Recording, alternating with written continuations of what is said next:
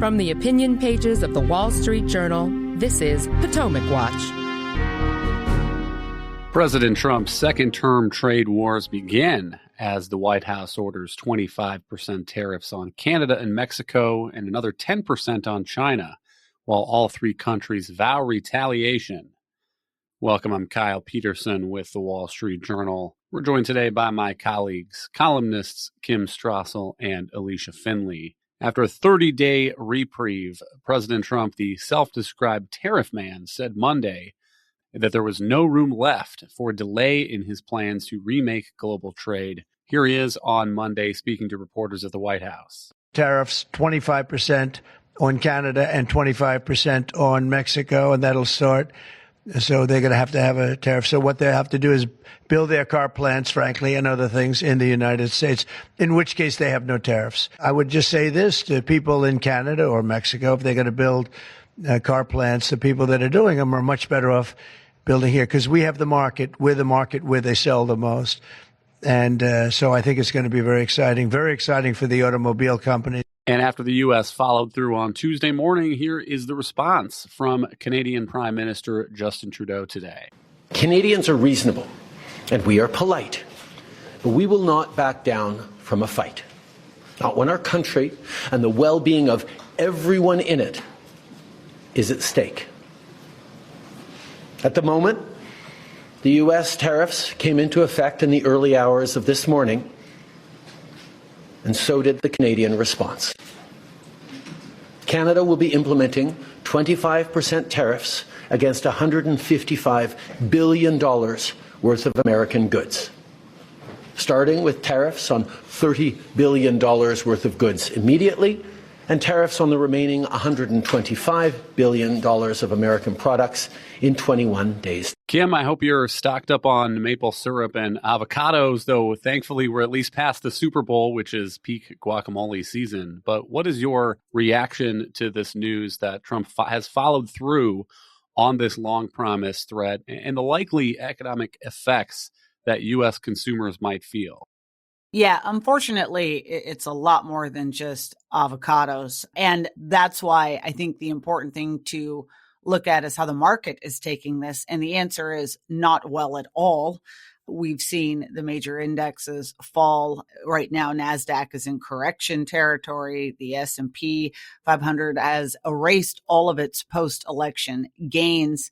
So the investors out there are seeing this as bad news. And indeed, that is the thing that has people frightened, is because all along here, there's been this big question, this big confusion about Donald Trump, which is he putting tariffs out there as a negotiation tactic, as a way to leverage Mexico, Canada, China into doing certain things the United States wants it to do? At least when it comes to Trump's stated reasons, Mexico and Canada, the argument is you need to do more at the border, not just in terms of immigration, but also drug crossings of the border. The reality is Mexico and Canada have been bending over backward since Trump laid out some of these demands to comply with it. And we've been, even as they have done that, we've had Trump trumpeting the fact that border crossings have basically dropped to nil. So he's getting the progress he wants. So if it's not a negotiation tactic, then it leaves you with the other alternative that Trump really does believe that this is somehow fantastic economic policy that is going to drive more businesses to invest in the United States. And it's also going to generate all of this revenue. So he's doing it for the purpose of doing it. And these moves do suggest that it's the latter. Now, maybe they won't last a long time. Maybe it's a shot across the bow. But if this is a longer term proposal, the problem is that his ideas, I mean, it can sound really wonderful the way Donald Trump presents it in a vacuum. But of course, it doesn't happen in a vacuum. The counter tariffs are now going to come on. They're going to be very, very difficult for key groups in the United States. And also the notion that you can just decide that you're going to manufacture all vehicles in the United States. It doesn't work that way. It's going to take years, even if that were to happen. So you're looking at a scenario where consumers are facing huge new prices for the products that they buy day to day. today and where businesses are facing huge new restrictions and taxes essentially on what they produce and send out of the country. How long does this last? It's a little worrisome, but I guess we'll see. Alicia, what's your read of the potential economic consequences? I'm looking here at the 2024 trade data in goods with our two neighboring countries. About $400 billion in U.S. imports from Canada in 2024, $500 billion from Mexico. So nearly $1 trillion in imports from those two neighboring countries alone last year, which means that a 25% tariff on that amount is tens, maybe hundreds of billions of dollars in newly imposed taxes, many of which will fall on U.S. consumers.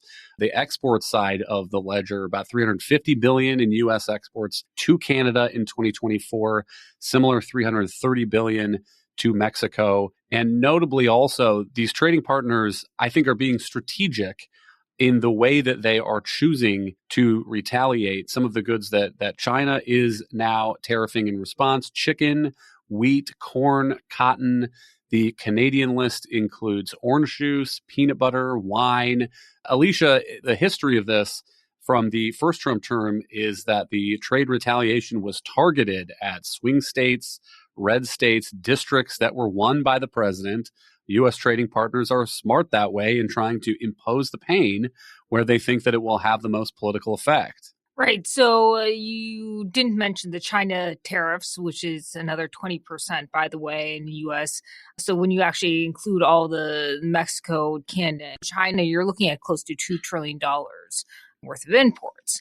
So yes, this will have a major impact. And the reality is, for many of these goods that we import, there really isn't an alternative, especially, for example, for many fruits and vegetables during the winter. We can't grow them here. So there may be a handful of other smaller Latin American countries we might be able to get some of this stuff from. But prices are going to increase. The Target CEO came out today and said, look for price increases on fruits and vegetables over the next few days because we have no other alternative. So consumers are going to see an immediate impact. Businesses that are exporters, and you mentioned the Farm Belt, especially in terms of not just farmers, but also ranchers and poultry farmers and such, they export a lot of, protein and soybeans and such to both China and Canada, and to some extent Mexico too. USMCA has actually, one of its great successes was broadening and increasing access for U.S. farmers to Canada and Mexico. And now you're going to see tariff barriers that's going to hurt the U.S. farmers. And during President Trump's first term, when China imposed retaliatory tariffs, Canada and Mexico did briefly for the steel and aluminum tariffs, but those were actually put at bay when there was a reprieve. But China retaliated with major tariffs on U.S. farm exports. And so what ended up happening is the Trump administration used this CCC, this New Deal era program, to essentially subsidize the farmers and bail them out so that they didn't face quite as big of a hit. So what you might end up seeing is that taxpayers are now going to end up having to compensate for the cost of Donald Trump's tariffs. Hang tight. We'll be right back. Welcome back. Kim, how big of a political prospect do you think there is for some blowback among voters? And remember, the inflation in the Biden years is a big part of what gave Donald Trump a second term. Voters didn't like the prices going up at the grocery store so much. Trump has promised that he can come into office and fix a lot of that. We're already dealing with avian flu that has pushed up the prices of eggs at the grocery store. And if consumers now start to see higher price tags on not only avocados, but strawberries and so forth, do you think that's a real political risk for the president? It's a real risk, and it's probably going to start pretty quickly. As Alicia noted, there are already companies coming out saying, look, your basic items that you depend on every day are going to go up immediately because of this. And let's be really clear. These tariffs are going to hurt the working class voters that Donald Trump has been courting so hard for his coalition. listen to the list of items that Alicia just read out there, in particular, the ones that China is now slapping import tariffs on. Chicken, wheat, corn, cotton, soybeans, pork, seafood. Who makes those? Farmers, ranchers, fishermen, the people who work for those industries. These are not the guys sitting in Wall Street. These are the guys out actually producing. So they're going to get hit if they're in small business. And look, there's many, many, many more small businesses out there than there are big ones. Never forget that. They are the engine of the American economy. A lot of these people are entrepreneurial in spirit and at least sympathetic to voting Republican. Many of them source, even when they're small companies source items from Mexico or Canada, things because they're simply not made here in the United States as part of assembling their final products. That is now going to be a problem. And one other thing I would mention, the threat of this is even higher. If you think that those lists are random that have been put out by Mexico, Canada, and China, don't fool yourselves. These people are well aware that there is a Republican president in office who is levying these tariffs, and they are going to pick the items that are subject to retaliation based on politics. They're going to aim a lot of their incoming fire at Republican strongholds and areas that are bits of the president's base of support to make the pain the hardest. So this is going to be deliberate. And you make a great point, Kyle. We've had a lot of voter discontent going into the election, but number one on that list was inflation. President's talked about a lot of his other achievements so far, the border, for instance, unleashing energy, etc. But inflation remains, and recent polls have shown that voters are already getting antsy about why the president hasn't been doing more to affect their day-to-day prices. This is going to push things in the opposite direction. Another piece of this that's worth mentioning is energy. The Trump tariff on Canadian energy is lower, only 10%. Not the baseline 25%. But Alicia, it just goes to show how much the U.S. and Mexico and Canadian economies are intertwined in ways that are not visible, perhaps, to people on a day-to-day basis. There are parts of the U.S. that rely on Canadian electricity. And here is the threat that has now been issued this week by Ontario Premier Doug Ford.